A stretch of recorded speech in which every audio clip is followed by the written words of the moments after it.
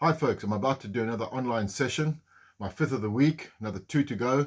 This time I'll be talking to folks in Argentina, looking forward to it. This is just the way we are right now. I don't know where COVID has taken us with the new Omicron variant around. Looks like we'll be doing this for some time to come, unfortunately. I mean, of course, I'd love to be face to face. A lot of my clients have been asking me, what sort of kit do I use when I'm doing the online workshop? So I thought I'd just do a quick little video to show you the kit that I use.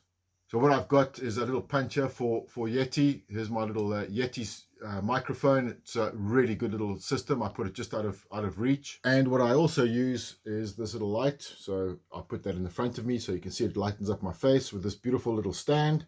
And that goes behind my Mac while I'm talking. Brilliant. I suggest you all get one. What I also have is this material screen behind me so that I don't get digitized out on the Zoom or Teams background. I find this works really, really well. And of course, I have my my MacBook with all of this plugged into it. So that's what I use to do these online sessions. And that's it. We're ready to go.